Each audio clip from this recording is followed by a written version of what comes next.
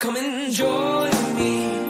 We'll teach the world to fly. Will you come and join me? I'll fly you to the sky. Jump on in, it's time to fly. Let imagination go on. Jump on in and take my hand. Run a little bit until you catch the wind.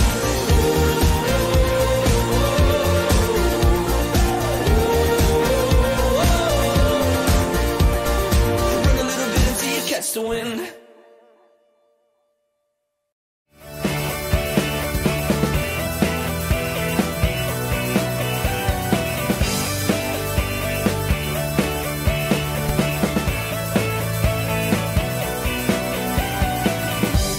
Welcome, everybody, to this episode of the Elevate Your Leadership podcast with me, your host, Bob Pizzini. If you've watched this podcast before or listened to it on Spotify or Apple Podcasts, you know that I love to have interviews and discussions, not even interviews, discussions with guests who bring great value to me and my organization, and I know they're going to bring great value to you and your organization. Today's guest is a very unique person who's lived a very unique life, culminating in an excellent book. The book is actually called Razor 3, written by my guest, Alan C. Mack. Alan, before I read your resume, I just want to welcome you to the Elevate Your Leadership podcast. Well, thanks for having me. I'm glad to be here. This is going to be a lot of fun. I'm going to briefly read Alan's bio.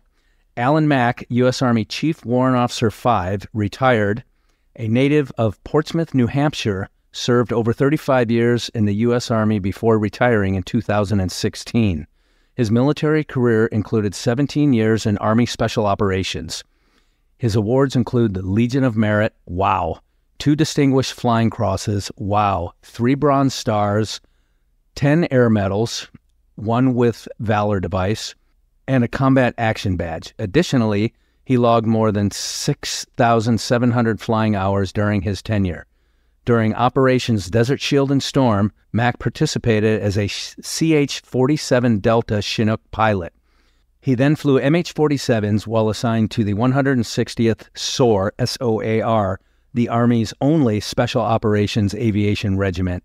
His crew was one of the first into Afghanistan and the first into Mazar-iSharif, as part of America's response to the attacks on 9/11/2001.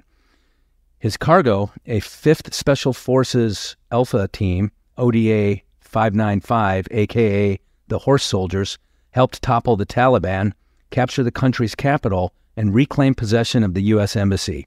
As a Special Operations flight leader participating in special operations worldwide in support of the global war on terror, Mack collaborated with Army Rangers, Delta Force, Special Forces, Navy SEALs, assorted Special Operations units, probably Navy EOD at some point in there, and other government agencies. Before retirement, Mack served as commander of the West Point Military Academy Aviation Department. Mack's first book, Razor 03, A Night Stalker's Wars, was published by Pen and Sword Books in the fall of 2002. He is the Deputy Commissioner for Orange County, New York, Department of Emergency Services. He resides in the town of Wallkill with his wife, Patty. I met his wife, wonderful woman, and there's a story behind that as well that we'll get into during the discussion. Al, welcome to the Elevate Your Leadership podcast. Oh, this is awesome. So, sorry, it took a long time to get through the setup here and the warm-up, but you have a very compelling life story, and while it's hard to discuss everything, I think you've captured so much in your book. But before we get to that, let's talk about your upbringing a bit. So Portsmouth, New Hampshire, I was there in my Navy diving days, and we did some work up there. But what was it like growing up in Portsmouth, New Hampshire? Oh, well, it was great. I mean, 1970s, so no cell phones, no computers. We're outside all the time. And wherever a bicycle could take you, we went, I lived about 5 miles from the coast, and we could get to the beach in about 15 minutes on a 10-speed. Yeah, so it was a lot of fun. Yeah, that's cool. So very similar, I grew up during the 70s as well, and you're right, no internet, no phones, bicycle, baseball, skateboards. I mean, we were just, and in the wintertime, outdoor hockey, sledding, we just outside all the time. Did you play sports in school, high school? I did. I ran track and cross country. Oh, wow. Okay. Wow. So high school jobs? High school job, dishwasher. which I still, at my house now, I always joke that I'm the only trained dishwasher in the house. That's funny. Only trained dishwasher. So I've, fortunately or unfortunately, I've got that qualification as well. So that's kind of funny. Okay. So then how did you discover the Army after high school? Well, actually, I discovered it as a 7 or 8 year old, Cub Scout kind of kid. And it was, you got to remember that I grew up during the Vietnam War, and the news would be on at, 5 or 6 p.m., and you always had Hueys flying across the screen. I remember that. I was like, I want to do that, right? And I remember TV Guide. Remember the little magazine told you what was on TV? Yeah, absolutely. I used to do the crossword in that thing. Well, there was Army, an Army advertisement in there, and I filled it out and I sent it in, and the guy wrote me back, the recruiter, and he said, hey, look, I see by your date of birth, you're like 7 years old. So here's some stickers, and, call me in 10 years, kind of thing. And I was in senior in high school, and a friend of mine had been to the recruiter, and I was going to go to college. I had a roommate picked out. We were going to go do our thing, but I knew I was just going to party. It was going to be a waste of time. So the other guy said, hey, come on down to the recruiter with me. Maybe you can fly helicopters. And I was like, oh, yeah. Right, because they could, at the time, they had what they called high school to flight school. Oh, wow. Off the street. What year was that, roughly? That was 1980. Okay. Yeah. All right, so you're 4 years ahead of me. Yeah. So I went down and I said, to the recruiter, I'd like to fly helicopters. And he's like, whoa, hold on, slow down now. It's pretty hard to get in from the street. It's easier to get in from the inside. So why don't you join the Army as a aircraft mechanic? And then you get to learn the lingo and the culture, the whole deal, right? And then it's easier to get into flight school. Now, that's a bit of a recruiter spiel, but it was true. Okay. Yeah. So I did. I joined delayed entry. Okay. And I went through the summer and went to basic training in September of 81. Okay. Wow. So you enlisted. And probably like me, you came in as an E1, or what we call an E-nobody. Yeah. And worked your way up. And then the Army has a program. Are all Army aviators former enlisted? No. Helicopter pilots, I mean. Nope. Not okay. No, I mean, because you can come in from the outside. You could, go to college and then get in. Okay. You could be a commissioned officer. Okay. Which is kind of a misnomer nowadays because warrant officers are commissioned as well. Yeah, right. Back in the day, they weren't. You got a warrant from the Secretary of the Army as opposed to a commission from the President. Yeah. So they're still called warrant officers, but you get a commission. Yeah, right, exactly. You know what? So I was a limited duty officer in the Navy, so a similar enlisted to officer program, and I've never heard that warrant. Yeah, so I did 9 years as a aircraft mechanic, and I served in Korea, Texas, and West Germany. Cool. So at what point then did you apply to become a warrant officer and an aviator? Yeah, so roughly 9 years in, I decided that I was married to my wife Linda at the time, and my two sons were in Germany. This is before the wall came down. That's why I referenced West Germany. Yeah, okay. Versus Germany. And I decided that I would either ETS or get out of the Army or go to flight school. So I put in for flight school, and the thought process is if I didn't get accepted, I'd just get out. And I got accepted. Yeah, that's excellent. Yeah. So where was flight school? Flight school is Fort Rucker, Alabama, although now it's Fort Novacell, I think, as of like a week ago. They changed the name. Yeah. Really? Yeah, they changed almost all of the... because of that Civil War stuff, was Rucker legacy Civil War? Yeah. That's unfortunate. I've been to Rucker myself. I actually did a triathlon up there. Oh, nice. And I know a few other Army helicopter pilots who have gone through the program as well. Yeah. So that's pretty cool. So you're in the Army how long at this point when you become a pilot? I guess 10 years. Okay. Yeah. So 10 years in, you're a pilot, you're a Chief Warrant Officer 1. W1. So you have WO1, and then you become a Chief Warrant Officer. Oh, okay. All right. Navy, we call them CWOs right out of the gate. So so you're a W1. What was your first assignment, operationally speaking? Yeah. So, well, interestingly, I flew Hueys, UH-1s, in flight school. And at the end of that, the Chinook community back in those days was very senior, very top heavy. Okay, and that's a picture of the Chinook on the screen there, by the way. Great, big, heavy machine. Yeah, that big Greyhound, or the SEALs always call it the black school bus of death. Yeah. Because they come swooping in with those guys. Yeah. But, or the double-headed dumpster. I like that. Yeah. But so all these guys were retiring, kind of like what's happening to the airlines right now. All the guys are aging out and they don't have replacements. So what the Army had to do was replace these CW4s. They didn't have 5s back then. Okay. And the only thing they could do is take W1s out of flight school, and what they did, the only metric they had was grade point average, right? So I happened to be the #1 guy in the class, and the #2 guy also got it. So they gave us a Chinook transition, which was another month after we graduated. And then I went to Savannah, Georgia, was my first assignment, Hunter Army Airfield. And I got there after leave, and Saddam Hussein invaded Kuwait, which fast-tracked me in my training. I was still obviously a junior, co-pilot. But what was interesting is I was willing to fly in conditions that the older guys were like, let the Woj, Warrant Officer Junior, do that. And so when we got to Desert Shield, that's a defensive operation that was supposed to keep Saddam from invading the Saudi Arabian kingdom. So that's Desert Shield, and then it became Desert Storm. Yeah. And so there's a lot of flying there in the sand, the dust. I mean, it was rough. And they're like, let the Woj go. So I got a lot of flight time over there because the old guys didn't want to fly. Wow. Wow. Okay. So how long were you deployed for that particular operation? It was about 7, maybe 8 months. Okay, so not terrible. No, by not by the most recent standards anyway. No. So I imagine you gained a lot of experience and became much more proficient at your craft. Where did you go after that deployment? Well, we came back from Desert Storm at that point, and I stayed at Savannah for another 2 years, and then went to Korea. So I was in South Korea. It's my second time there.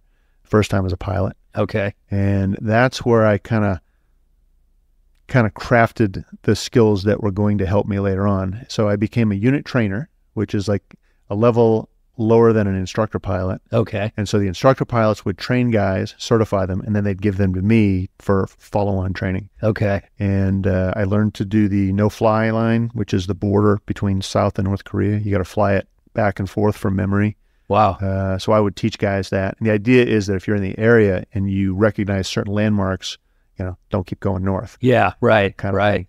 And actually, the year I left, there was a OH-58 straight across the border and got shot down. No kidding. Yeah. Wow. So one of our helicopters straight across the North Korea, the DMZ. And one of the pilots was killed, and the other one was held, for some period of time. Yeah. Paraded around the news. Yeah, right. And then gave him back. Wow. I've been to the DMZ as a tourist. I've been to Korea on military operations, but I've been to the DMZ just as a tourist, and it's a very unique place to visit. If our listeners have not visited the DMZ and you find yourself in Korea, it's I don't even know how to describe it, but it's well, especially at Panmunjom, because the conference table the border is a microphone cable. Yeah. Wow. It's North Korea, South Korea. Yeah. You actually walk around, they'll let you do that. Yeah. And if you do that outside, it's just a painted line. They'll jump you and beat the crap out of you. Yeah. Wow. Okay. So what after Korea? So after Korea, I was lucky enough to go to Fort Rucker, Alabama again, but as an instructor. Oh, cool. So I taught people how to fly Chinooks. Okay. What we called cargo branch. Okay. Where were you on 9/11/2001? So I was in the 160th by then. Ah, okay. And I was at Fort Polk, Louisiana. Okay. At the GRTC, the Joint Readiness Training Center. Okay. So that's the premier free play area, if you will, where you get to go and use your weapons and all your tools, your lasers, all the kind of stuff you can't typically use at a normal installation. I was down there actually doing maritime ops with 5th Group. Okay. One of the Marops teams. And I would fly them in with their Zodiacs in the back of the Chinook. Each Chinook would have 2 Zodiacs in the back. Okay. And we'd come down to about, 10 feet off the water, closer to 5. Yeah. And the boats would go out and the swimmers go out. 10 by 10s? Yep. Yeah. And then they would link up with, there was a special boat unit out of Alabama, SEAL unit. Okay. And they would, hook up and they'd take them, wherever they were going to go. Yeah. So I think you mentioned it in the book as well, but just for the listeners, a 10 by 10 is, it's the helicopter is 10 feet above the water, flying at a forward airspeed of 10 knots, and then equipment and personnel exit the aircraft. And like you said, it's usually not 10 feet, and It always felt to me like it was 100 knots. So that's it. I was out in San Diego one time, in North Island, working with the odd number teams out there, and they're like, hey, we want to try 10 and 10, 20, 20, 30, 30, and 40, 40. And I'm like, 40, 40? That'll kill you. Yeah, for sure. And they're like, no, the 46s do it all the time. I'm like, no, they've been telling you they have. Yeah. They're not. Yeah. You would die. Wow. So. Wow. So after September 11th, 2001, did your unit deploy fairly quickly? It did. So 9/11 happens. That day, the battalion commander and I rent a car because even we weren't allowed to fly. So we drove back to Fort Campbell, Kentucky. It's about a 8-9 hour drive. And we just kept trying to get any kind of information we could, so we were just bouncing around with generally NPR, because that seemed to have the best reception. Because you can just keep going, and nothing came out of it. So we couldn't wait to get back to Campbell so we could get on the high side, and find out what was going on. And by that, I mean the classified information. The classified information. Yeah. So we got there, we found out we were headed to Tampa the next morning. So we took a 15 PAX van with a bunch of planners, and we drove to Tampa, Florida to SOC CENT, right? Special Operations Command CENTCOM. Okay. And we planned the initial stages of Operation Enduring Freedom, which at the time was called Infinite Justice. Yeah. And they told us, so we planned this thing, and they read us the Riot Act. Do not say anything about infinite justice. Okay, right? So we're driving back to Fort Campbell, and there's a press conference at the Pentagon, like, Operation Infinite Justice is in its planning stages. I'm like, so much for that. They changed it the next day to Enduring Freedom. And then, so we get back, we do some initial planning, and we were in Uzbekistan, just to the north of Afghanistan, in early October. So just about 2.5, 3 weeks after 9/11, we were there. Wow. And this is, so Uzbekistan, and this is preparation to cross the border into Afghanistan with the horse soldiers. Is that right? Well, yes and no. We didn't know that. Okay. We were there for the bombing campaign. So the idea was you had to bomb the Taliban in order to get troops in so you could get to bin Laden, right? Because the Taliban is protecting him in the Tora Bora region. Okay. And we initially were there for what we call PR, personnel recovery. So if somebody gets shot down or just ejects or crashes, we're going to go rescue them with a couple of Air Force PJs. The Chinook? In the Chinook. Okay. Yep. And you got to get across these mountains that are about 20,000 feet or so. So you got to wear supplemental oxygen. There's air refueling at altitudes we never considered even reasonable. For sure. Or even possible. Yeah. And so we're there. They start the bombing as soon as we build up the first 2 of 4 Chinooks. And we're sitting around waiting. And, when you're waiting for someone to screw up, to have a bad day so you can go do your thing, it kind of sucks. Yeah, for sure. But so then in comes 5th Group. And the group commander, Colonel Mulholland at the time. Okay. He wants a briefing from me and the other flight lead. So we go in, we show him, where we think we can go, where we couldn't go, what the, challenges are. And he's like, wow, I wish somebody had told us that in planning. So it turns out they were at SOC CENT the same day I was, in a room right next to me. Wow. But because of what they call isolation, sure, they didn't want to involve anybody else, so they didn't even bring us in until they got there. And then we started the planning with them for the infills of what they call a UW campaign, unconventional warfare. Right? Mm-hmm. That's where the 12-man team links up with a warlord, and they kind of use them as a proxy force to hopefully do what we want them to do. Okay. And was that the horse soldiers, or had that taken place? Okay. So that was ODA 595, Operational Detachment Alpha. And we were actually the second team in by 30 minutes because the first team, Triple Nickel, ODA 555, had to go to a guy named Fahim, who was Massoud's deputy. So Massoud was the leader of the Northern Alliance. Al-Qaeda killed him the day before 9/11, so we wouldn't have somebody to link up with. Wow. So they thought by killing him, because everybody loved him. Yeah. And they thought by killing him, we would have nobody to work with because his second in command was a real douche. And he insisted that he get his Americans first. Okay. So there was actually 2 goes at it. They turned around for weather. And then Secretary Rumsfeld, the Secretary of Defense, calls the planning area, and he's like, you get those teams in tonight, period. Yeah. Well, the problem with that is the other team, Triple Nickel, took my other helicopter. Right? We worked in teams of 2. So they needed it for lift. So that left me by myself, and we never did single ship operations. So they gave me a couple of armed Blackhawks that couldn't do the mission. They went, for the first 30 minutes or so and had to turn around. Wow. Yeah. Wow. Okay, so you get the guys in, and then you return to your staging area. What happened after you get the guys in?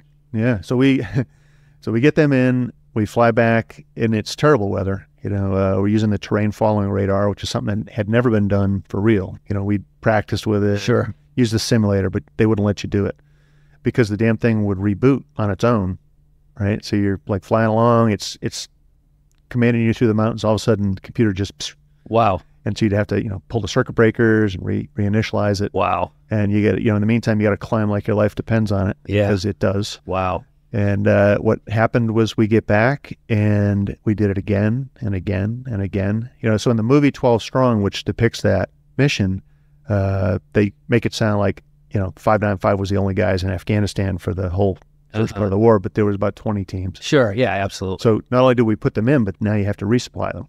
Yeah. Right. They need ammo. They need batteries. It's the most important thing. That's, you even wrote about that in the book. Anybody who participates in enabling the operation from your mess hall, your cooks, your supply people, your wrench turners, your mechanics, your pilots, everybody participates in that mission. And those of us operators on the front line, we know that, we get that. But movies don't show all that. No, not at all. So there's a lot more going on when you see that SEAL team or those special operators, kick down a door and kill the bad guy. Oh, yeah. And, in the 160th, it's an all-volunteer unit and an all-volunteer military, obviously, but everybody wants to be there. So the fuelers are the best in the Army, the medics, they're the premier. The 160th medics are probably the premier flight medics in SOCOM. Yeah, yeah. And all those guys make the mission happen. Whether we didn't eat, real food for the first couple of weeks, and boy, once we did, it really helped. So yeah, I love the cooks. I love the people that make the showers work. That's right. That's exactly right. All that stuff is critical. Yeah, mission critical. I would call it mission critical for sure. Yeah. So you did that operation, and then how long were you in Afghanistan? So the rest of your career, I think. Well, for 10 years of combat deployments, but the deployments, there's only, at the time, I think we had 22 Chinooks, MH-47s, right? Which is a problem because as you bring more special operations forces into theater, you don't have enough rotor wing, which is why Extortion 17 happened. That was the SEAL team that got killed in the conventional Chinook because there was no MH-47s available. Okay. But so that first deployment was, I want to say 7 months. Okay. And then I was home for 2 months. Then I was back for a month. Then I was home for 2 months. And then I was gone for 4 months. And that's what it was like. Yeah. So it depended on the op tempo. Yeah. How many aircraft we had deployed, because that would change, depending with the target sets. Sure. Because there were times where nothing was happening in Afghanistan. We were just doing supply runs. I mean, it's like, oh, the special ops guys are doing supply runs? Well, yeah, the FOBs need, the guys need their batteries, their bullets, their mail. Yeah. So you got to do that. Yeah. And, I was in, when I was in Iraq, I was in Baghdad, and I just needed to be transported from, I was like the lone EOD guy, and so I would go from unit to unit based on where the just sort of Joint Special Operations Task Force commander needed me at the time. And they said, go to this, I think it was on Liberty in Baghdad, Camp Liberty. They said, go to this airfield and a Chinook will come and pick you up. So, all blackout conditions and all that stuff. And I hear the Chinook, I put my nods on, then I see 2 of them, and I'm like, why are 2 helicopters coming to pick me up? But you kind of described it there. You guys do 2-ship operations. So, and then we flew low and dark over Baghdad. And just a professional team to watch the air crew. You don't really see the pilots from the cargo area of the. Oh, the guys in the back are amazing. Yeah. I talk about that in the front of the book. where it's like those guys have got to be the bravest men I know, because they're in the back with no control of where I take them. Yeah. Yeah. You got to trust that I'm going to make some good choices. Sometimes I don't, Yeah, they got to have faith. And they're operating all their equipment. They've got some complex equipment to operate back there as well, to include, guns and infrared equipment and all that stuff. So really cool. So ultimately, you completed your tours, and now it's time to retire. How did how did your transition, how did you wind up your career? Well, I would have stayed. So I did 35 years, 11 months, right? Okay. So, but who's quitter? Who's count, right? And I would have stayed at the regiment. I loved doing it, but my wife at the time was addicted to opioids, prescription medicines, and she ended up overdosing and dying. So, everywhere I looked was a sad memory. Whether it was something that once was happy, now it's sad because it's gone, or it was something to be angry about. So the regiment, they took care of me. They were like, hey, what do you want? We'll make a position for you. You'd be the goodwill ambassador to the special ops community. I was like, nah, I want something different. And I was lucky enough to be asked to go up to New York City to Ground Zero and unveil a statue called America's Response, which is a green beret on a horse that's kind of up on his back legs, and that was representing the horse soldiers. And when I was up there, I found out that the West Point Flight Detachment, so they fly the general around and the skydiving team, and they do some firefighting, that kind of stuff.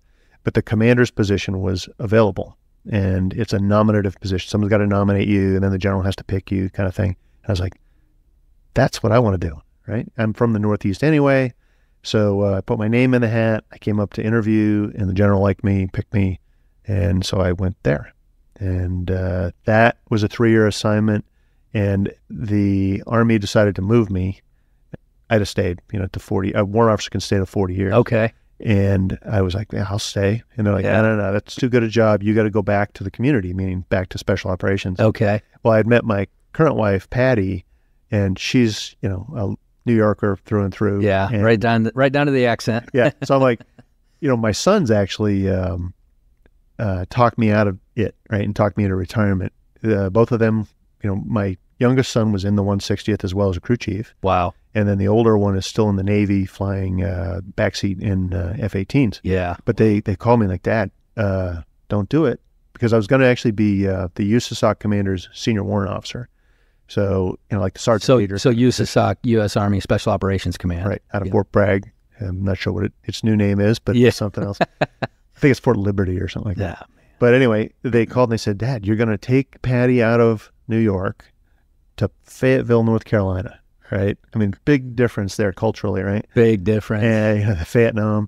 And I'm like, no, it'll be okay. I'll live out, toward, Pine Hills or something. Yeah. And so they're like, but Dad, you'll never be home. I'm like, no, it's working with the general. And he's like, and what do you think he does all the time? Yeah. He's going to go visit the troops.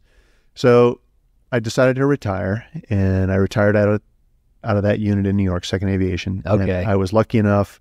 It's kind of a long story how I met the county executive, but he liked me. He's a naval reservist. Okay. And he's like, hey, I got a job that you'd be perfect for. So I ended up in emergency services as a deputy commissioner of emergency services, Division of Emergency Management. That's the long title. Yeah, right. So I deal with storms and pandemics and all kinds of other stuff. So first of all, very perceptive on your kids. I've been to Bragg. When I went to free fall school back then, the first phase was at Fort Bragg, and Fayetteville, I just think your sons were very perceptive. Oh, they were? Yeah. Because I met the guy that got the job, right? There were only 2 of us in the running. And when I withdrew, he obviously got it. And I met him at West Point at an event. And I was like, hey, so how's the job? And he's like, oh, I love it. I go, awesome. Is there any downside? And he goes, well, my wife hates it. I go, why? He goes, I'm always gone. Yeah. I'm like, oh, my kids. Yeah. Well, that's great.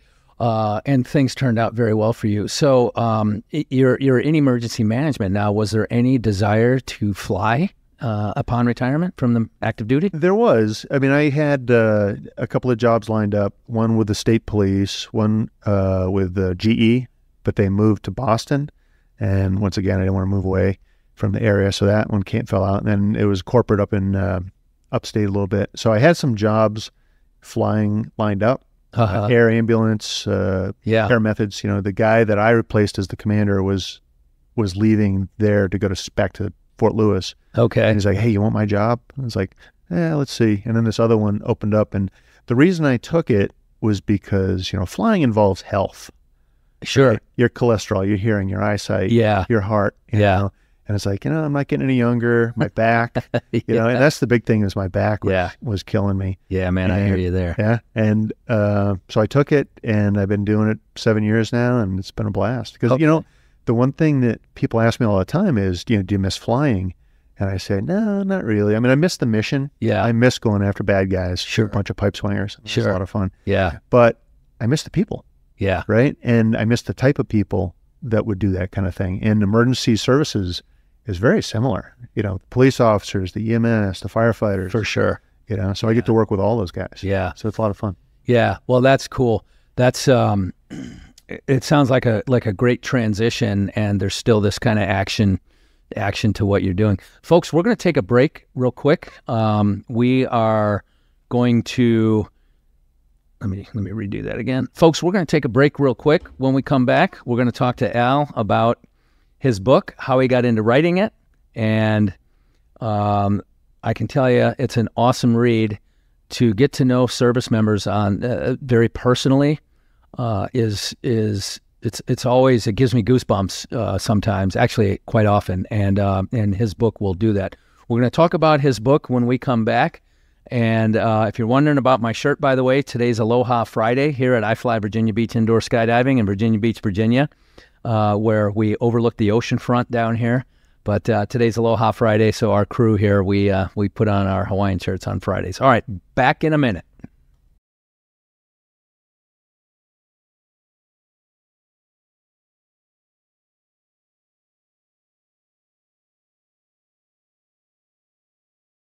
Okay, and we are back, folks. We are talking to Al, or Alan C. Mack, Al Mack, author of Razor 03, an incredible book. It's a memoir of his military career, and what's really interesting and emotional, I guess, would be the way to put it. You know, the subtext on the book is A Night Stalker's Wars, but there's two components to that, really. There's his personal life and his professional life. So what motivated you? What prompted you to write the book? Yeah, it's a good question. You know, I guess just the idea to get some of those stories out, because you hear some, you know, the lone survivor, you know, the horse soldiers, and nobody really writes about the 160th. You know, I mean, Mike Durant did it after Somalia. That's right. Right? He did in the Company of Heroes, and then they did a follow-up, Night Stalkers, they called it, and that's about it. And I thought, you know, the guys, you know, I'm not doing it anymore, but the guys are still out rowing the boat. Yeah. They got to get some acknowledgement, you know, without giving away any of the trade secrets, if you will. Sure. But what really got me was I was being interviewed for another book, The Horse Soldiers, not the Horse Soldier book, or 12 Strong by Doug Stanton, but a book called Swords of Lightning. Okay. Which is the actual team members' version of what they did, written by Jim DeFelice, who did American Sniper. Yeah, okay. So he lives near me. So he came to my work and interviewed me.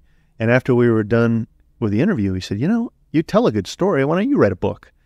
And I'm like, you know, everybody will hate me if I read a book. You know, that seems to be the thing, right? And so then... I know what you're talking about, right? There, yeah. So then I was invited to the premiere of 12 Strong down in Manhattan. So I come down there, I get to meet the actors, and the team is there, and we watch the movie. We come to the after party. It really was a lot of fun. And Jim DeFelice is standing there drinking bourbon with me, horse soldier bourbon. Of course. The thing I was telling you about.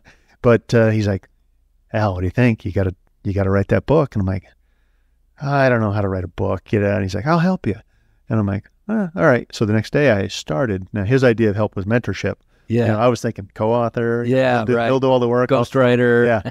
No, but he's been great. But that's really what prompted me was, you know, the want to do it. And then I decided that I kind of figured I'm kind of one of the only Night Stalkers that could write the book because of the way I left.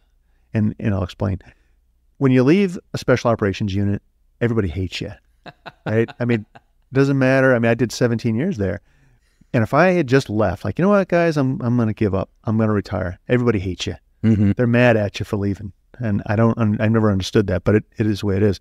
But my wife dies. They know I need a change of venue. And they're like, okay. And then the regiment takes care of me, gets me up there to New York. And they've been great, and yeah. Yeah, that's cool. So throughout the book writing process, like when I wrote Elevate Your Leadership, I had what's called a book coach. So I would write a chapter, send it to her, she'd read the chapter, and she'd come back with a bunch of questions and recommendations. And I found the process, if I didn't have that help, my book would be boring and uninteresting and nobody would buy it. I didn't have that. I wish I did. Yeah. But what I did have, like I said, is Jim DeFelice and also an author, Stephen Hartov. Okay. Who was the guy that ghosted Durant's books. And he also lives local. So I sent like the first 2 chapters or something, Okay. And his response was, and I put it in the acknowledgement, so he said, the problem with you special operations types is you make getting shot at sound like you're buying bagels. Yeah, right. He goes, you got to have emotion. Yeah. Right? And so I did. I unpacked a lot of emotion in this. Yeah. Did you find that to be kind of therapeutic in the process? I wouldn't call it therapeutic, but what it did do for me is it put some things in perspective, which maybe that is therapeutic. Sure. In that, here I am in New York, and people would say, oh, what happened? How did you end up here? Oh, well, my wife got addicted to prescription pain pills and she died, and they're like, oh, well, how long did that last? It was about 2 years. Well, as I'm writing the book, I realized she had problems all the way back from when I first met her. And I just had compartmentalized it. Sure. And it helped put into perspective how she went downhill and in the way that it worked. Yeah. So it was certainly helpful in that respect. Okay. Yeah. Do you want to, now we got an emergency vehicle going by in the background, and usually we get jets overhead here. We're not far from Naval Air Station Oceana, the master jet base, where we call the sound of the F-18s the sound of freedom. Sound of freedom. So we might hear that from time to time.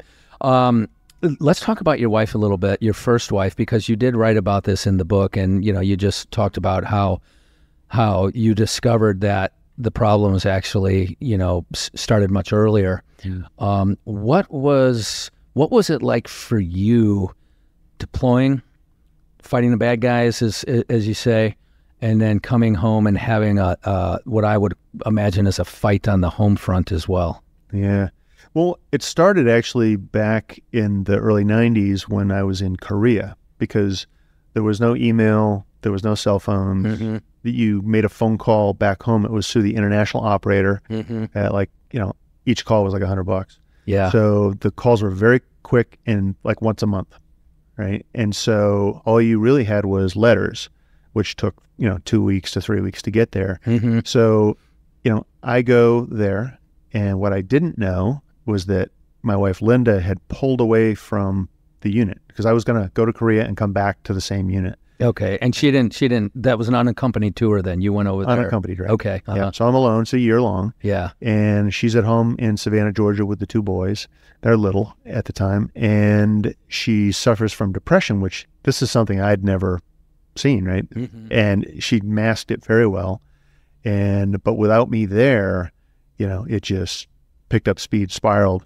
And one night I get a phone call at like 2 in the morning my time, and it's her. She's taken an overdose of pills, and she's decided to kill herself. She says, I'm a failure, and I talk about this in the book. I had a choice. I could either stay on the phone and listen to her die, but she doesn't die alone, or I run the risk of hanging up, trying to get help to her, but she might die before they get there. And I chose that. Through the international operator, I was able to get the 7-digit number for the Savannah PD, and the police got there, kicked in the door and saved her. So the unit sent me home. We got her some help, some therapy, and that was kind of that for a couple of years. And I thought that was, one and done. And I was at Fort Rucker, Alabama after that, right? Because you had the Korea assignment and Fort Rucker. Mm-hmm. And that was instructor tour. Yeah. Yeah. And so that was great for the family because I didn't deploy at all. I was, I would say 9 to 5, but it was more like 4 in the morning to, whatever. Mm-hmm. And then I worked nights, but she was fine. And I thought that would keep me out of the 160th. Right. So when you do the assessment, the tryout, it's a week long. And one of the things you do is you have to talk to the psychologist. Mm-hmm. And he's like, so tell me what happened, and he said, so during the board, the very final event in the week is you sit in front of a table full of, senior officers, the regimental commander, Mm-hmm. your instructor, all this stuff. And they grill you and they try to get you to crack. Mm-hmm. They want to see what your medal is. Yeah. And the whole time I was expecting to hear, about my wife, and they never mentioned it. Huh. So questions that they considered difficult, because I did those boards, later on. Right. And I know that these questions were meant to break me, and they didn't because they didn't ask. The only thing I was worried about was the family situation. Yeah. And so it was good, right? Until Operation Anaconda, which is March 3rd and 4th of 2002, right? So that's my first deployment to Afghanistan right after the 9/11. Okay. And she's doing great. She's involved with the unit. She's doing well. And I have the unfortunate situation of being shot down.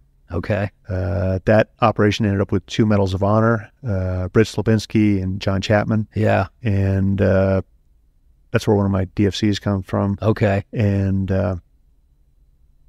I was rescued by Razor 04, brought back to the forward operating base at Gardez. Uh-huh. And so here's where it gets stinky, is that the guys there, the agency guys are like, hey, Al, you might want to call your wife. Here's a sat phone. It's about to go on CNN that 2 Chinooks have been shot down. And, there's like 8 fatalities known at this point, right? That was Neil Roberts was one of those fatalities, right? Yeah. Right. And he was on my helicopter, but Razor 01 and Razor 04, or 1 and 2 actually, were after me, right? Wow. The numbering thing is confusing sometimes, but they were shot down up there, but it was the Rangers that were killed and one of our crew chiefs, Phil Svitak. But here's where it's a problem. So it makes the news. Nobody back home knows who is dead as far as the wives. And they're all over at the commander's house, the officers' wives, and they're waiting for any kind of news. And as you know, there's a process to notify next of kin. Right. So I did not call and tell her that I was alive. CBO, were you guys under a comms blackout? Yeah. Yeah. Except I'm out in the middle of nowhere with a sat phone with the CIA, so I can call. Yeah. But I know I can't. Right. And she found out about that after I got back, and she was pissed, and she never forgave me for that. Wow. And that's essentially where she, while we were in the 160th, started slowly dragging downhill because, she thought I was dead for, a day or two. Yeah. Oh, that's stressful, man. That's heavy emotion and heavy stress. Yeah. Okay. Is there anything more? I know you do discuss this, I'd say in pretty good detail in the book. Mm-hmm. And then ultimately she passed away. Was it a suicide? It's ruled suicide on her Okay. death certificate. She definitely overdosed. I'm not sure if it was or wasn't, but she essentially did it to herself. Yeah. Taking the pills and drinking. Were you deployed at the time? Were you? No. But I had just moved out of the house. It's a long story about how I decided to finally move out. She had 3 DWIs. Yeah. And I said, if I ever catch you drinking or driving again, I'm out. Yeah. And that day I caught her, not that day, but a day I caught her and moved out of the house. Okay. And 2 weeks later, she overdosed. Both of your sons are very successful. They're both in the military. One literally followed in Dad's footsteps, and the other one, I would call the smarter one because he joined the Navy. Yeah. But how did they turn out to be so well-adjusted, given what must have been I have no idea. a very traumatic upbringing? I will say this. So Patty, my current wife, asked me one time, because she has 3 kids, my stepkids, and we were, I hope they're not listening to this, they probably are, to say that I hope they are. we were discussing their flaws, and where they come from, whether it's the mother, the father, the nature versus nurture stuff. Yeah. And Patty said, well, what about your boys? Where do their flaws come from? I said, all the flaws come from me. I said, all of the good traits come from Linda. So she was a great mother. She was in an abusive childhood when she grew up, and she just wanted to be the mother that she wanted to have. Yeah, right. So I think that really is what made them turn out so good is her. Yeah. Which is kind of ironic. That, it is. But, when given our veteran status and even with the active duty folks, there's been so much in the last 10 or 15 years, so much research and therapy regarding, what they call ACEs, adverse childhood experiences. And it really helps us understand who we are and who the people around us are. Mm-hmm. And, I have found all that to be very useful in helping me go forward and helping me be useful or be helpful to other people. Wow. So what a traumatic event for you at that time, even though you were separated or on your way out. That still had to be a very traumatic event for you and your children. Going forward a little bit, you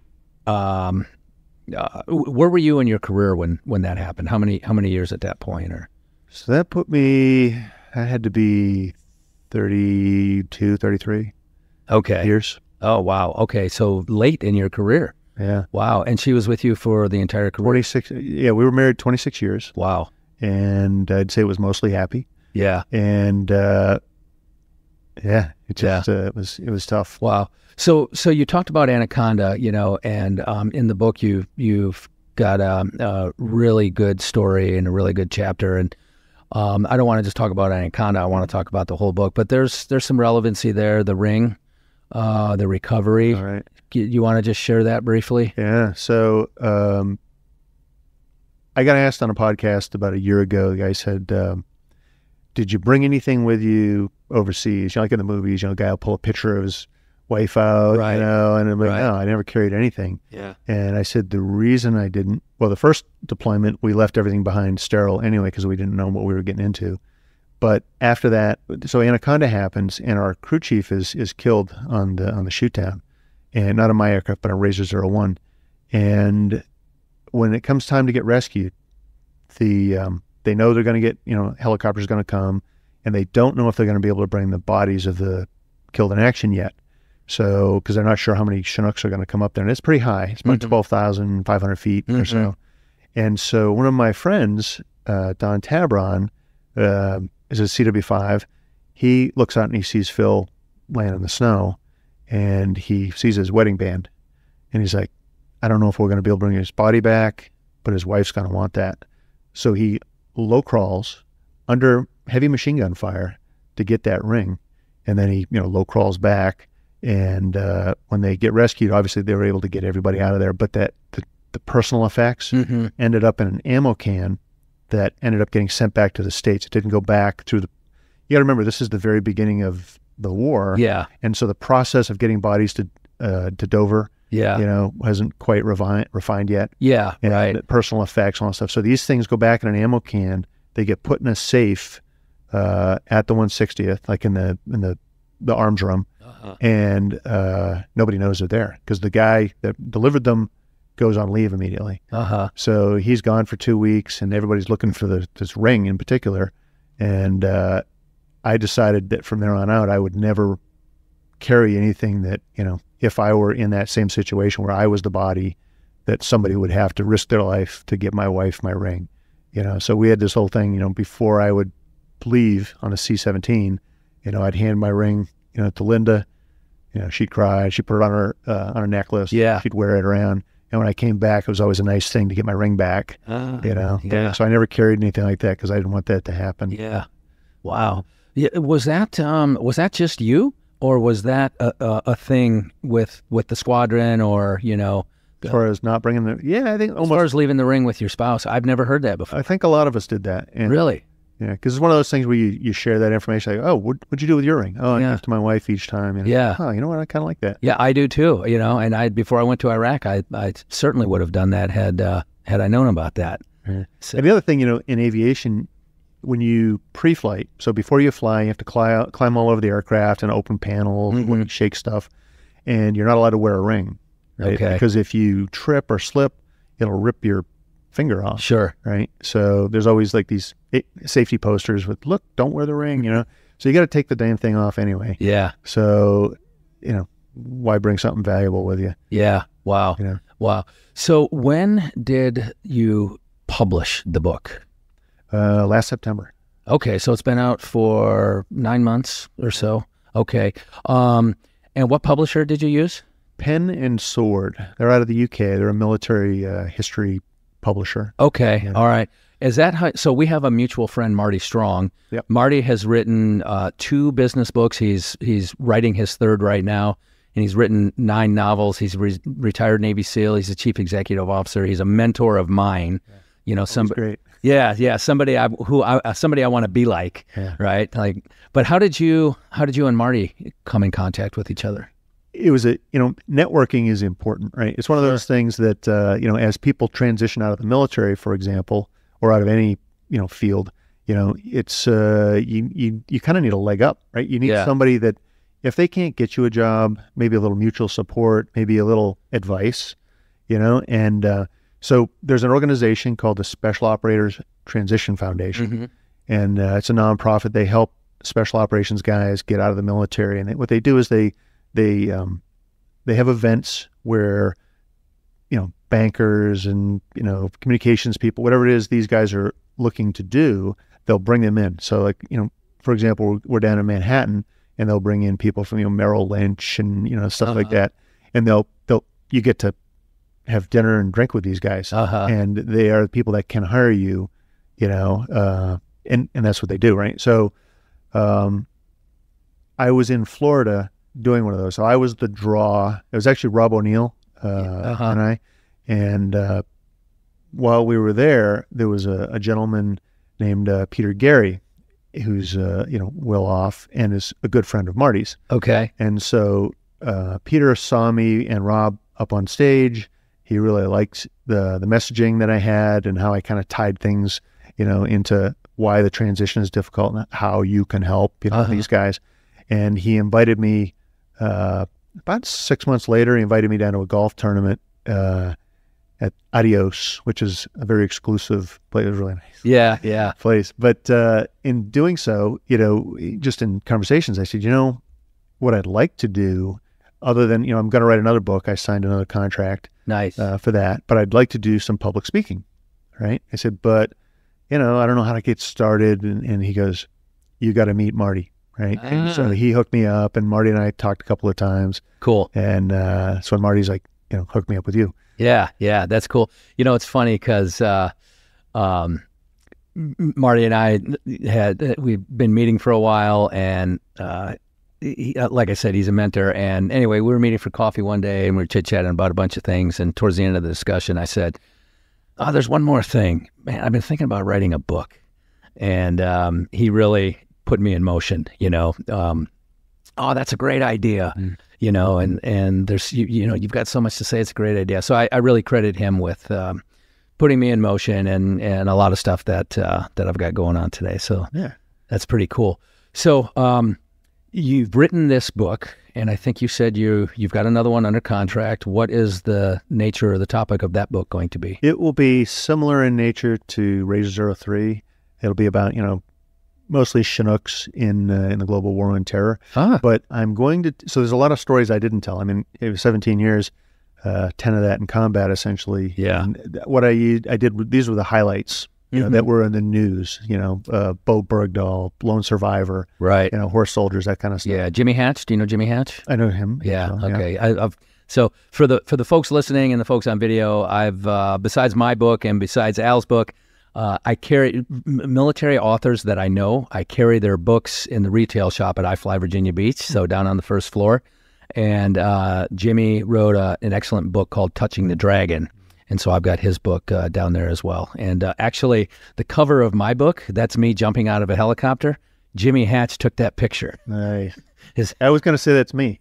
I mean, that's the big joke with me in the 160th is that if I see a cool picture of a Chinook, like this kind of thing here, like that's not me. and everybody knows it's not me because I was carrying the photographer. Yeah. Right. But I know who that was. And if I'm around him, I'll be, hey, that's me. Yeah. No, that's me. Yeah. And we argue for a little bit. And I'm like, oh yeah, you're out of trim. This can't be me. That's funny. It's like that picture of the Buddha drop zone, that I've got over there, and we'll try and edit that in so the video viewers can see it. But so it's a military parachutist over this big golden Buddha mountain in Thailand, and it's the same thing. People go, "Oh, was that you?" I go, "Yeah, that's me." No, I was on the ground with the photographer as well, going, "You got to get that." But what I am going to do with the next book is I want to tell a couple of chapters from, we talked about the enablers, the people who help make the mission happen. Yeah. Right? So you always hear from the pilot, right, or the shooter, the assaulter. But what about the crew chief? Yeah. Right. So I'm going to tell a little bit of perspective from, a chapter or two from a crew chief's perspective, working the minigun, dealing with the pilots and the dust landings, that kind of stuff. Yeah. I want to do one of our flight medics, because we did a lot of CASEVACs. Yeah, for sure. And, maybe somebody else other than that. But I did an interview with General Jay Daly, who was the 160th commander way back in the beginning. And he was on Operation Mount Hope 3, which is when a Chinook went into Chad and stole a Soviet Hind helicopter. Wow. Like they flew in, they put slings on it, and they flew it back out, put it on a C-5 and took it home. And that was before you could buy one in the open market. Yeah.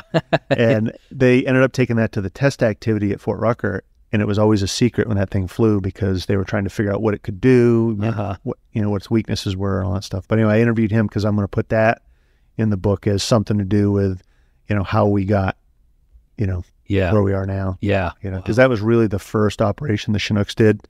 And it was like 1983, I think. Okay. Wow. Yeah. Right. So yeah, obviously Cold War era. Yep. So, folks, if you're enjoying this discussion, you can tune in to the Elevate Your Leadership channel on YouTube, and you can find this discussion, and you can find several other discussions and other video clips of things along the lines of leadership, mainly, because after all, that's the theme of my podcast, but other things that I generally find interesting in this world. For example, I just bought a Ford F-150 Lightning EV, did a cross-country trip recently, and it was a wonderful, wonderful trip. I learned a lot, so just a lot of information to share. So Elevate Your Leadership on YouTube is where you can find a lot more wonderful information. So let's talk about leadership briefly. You have been in leadership positions for the vast majority of your military career. How do you define it? What's your definition? That's a tough question I wasn't expecting. All right. Leadership to me really is, getting people to do what you want them to do, hopefully with them wanting to do it. Yeah. And so, being in charge is one thing. I mean, that, you're making somebody do what you want them to do, but that's not the same as leading them.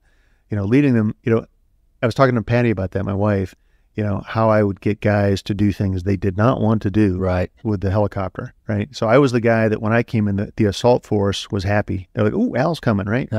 And the pilots were waiting for me. We're like, "Oh, Al's coming," because they knew I was going to make them do things they did not want to do. Yeah. Like take the aircraft where it shouldn't go, not shouldn't go, but, the challenging SEALs environments. The SEALs in particular are always, they knew what we could do. And they're like, "We want to go here." And I'm like, it's not a great idea, because of whatever. And they're like, yeah, but we know you can do it. And I'm like, all right. Yeah. You got me. So, but I would talk the guys into doing that kind of stuff. I call it the Tom Sawyer style of leadership. Okay. The story of Tom Sawyer where he's given the job to paint a fence to whitewash it, right? And he ends up pretending that he likes it, and he gets all of the neighborhood kids to paint for him. Like, "What are you doing?" "Oh, I'm painting a fence." "Can I do it?" "No." And so that was kind of my idea. The Tom Sawyer style of leadership. Yeah. Get them to do what you want, but they think it's their idea. Yeah, exactly right. And let them take all the credit, that's pretty interesting. Out of all the leadership discussions I've had on this podcast, nobody has mentioned the Tom Sawyer style before. So I have to think that's original. That's yours. Well, the name is, but so I was mentoring cadets at West Point. That's how I got to learn skydiving. And I was their leadership mentor for 3 or 4 of them. And that style of leadership actually has a name. Yeah. I don't know what it is, but they're like, there's this. And like, oh, that's the Murphy. Yeah, right. Smith. Right. Yeah. Okay. Whatever. I like the Tom Sawyer much better. So, for me, leadership is not complex. You know, the Tom Sawyer that's a great example because I'm not saying leadership is easy. You know, it can be challenging, but it's not complex. It's not algebra. You know, it's addition, subtraction, multiplication, and division, and just knowing which one applies to what situation. Right. That's pretty cool. So before we came on the podcast, you just mentioned that you're a skydiver, and that's pretty cool. Helicopter pilot, skydiver, working with the cadets at West Point, and you flew in the wind tunnel today. You had some tunnel time previously, so you came here. You knew what you were doing, but how'd your flight experience go today? Oh, I'll tell you, your instructors were great. You know, they went in obviously first of all to make sure I wasn't bullshitting them. You know, it's like, oh, okay, this guy can fly. Yeah. You know, and then they backed off a little bit and then gave me some instruction, some really good instruction actually. You know, because I told them I was going to start jumping again, and they're like, here, try this. You know, it was a lot of fun. You got a nice facility here, and those guys are really professional. Yeah, appreciate that. So you flew with one of our instructors, DC, David, and you know, when he's not being an absolute professional here doing a great job, he's a professional mixed martial artist fighter. Yeah. So that's cool. We got a heck of a crew. Al, what haven't I asked you? It's been a fascinating discussion. What haven't I asked you that you would like to share with our viewers and our listeners? Yeah, I don't know. I think you pretty much got all of it. Just I tell you, you know, I really do miss, you know, the guys. Yeah. You know, so, you know, get down here to Virginia Beach. I'm just looking at everybody, you know, I was like, do I know that guy? Yeah. That guy? Right. Because I spent a lot of time so here. Funny, man. Yeah. I was in the gym at Fort Campbell one time on elliptical, you know, heavy duty stuff. And this guy, clean shaven, comes up to me and he's like, hey, Al, how's it going? I'm like, do I know you? Yeah. He's like, yeah, it's Bill, you know? And I'm like, Bill? And he goes, imagine me with a beard. Oh, yeah. Yeah. Okay. Yeah. You know? No, exactly. That happens all the time. You know, for me here, it's cool because we do a lot of military training. So I see the guys in the building all the time. And every now and then I participate in some other training activities, you know, so I still have this connectivity, which for me is awesome. But I miss the guys. Man, I hear that from everybody. All of us vets, all of us dudes who have moved on, you know, that's the thing.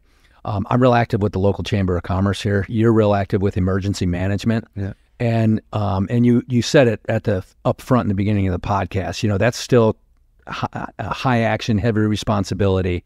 So for me, you know, it's been supplanted a little bit.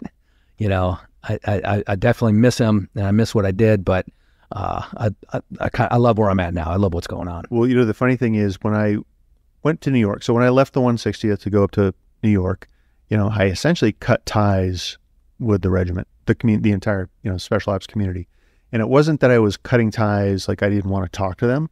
I didn't want to think about it, right? I just wanted a different chapter in my life. Yeah. And when I started writing the book, now I got to think about these things again. Yeah. And, you know, I started going to guys' retirements, you know, things like that, you know, going back to Fort Campbell. For sure. And it was great because that's when I started reconnecting with the guys. Yeah. And it's like, you know, now we're back to doing it, you know, which is fun. Yeah. That's great, man. There's so much value in that for vets out there, you know, track down your teammates from the past, you know, have a beer, catch up. I do it all the time. I contact people contact me, and it's great. You know, when we're on active duty, it's love-hate, right? Yeah. You fight with your teammates and you argue with your teammates and you hate your teammates, but at the end of the day, you know, we'll take a bullet for our teammate any day.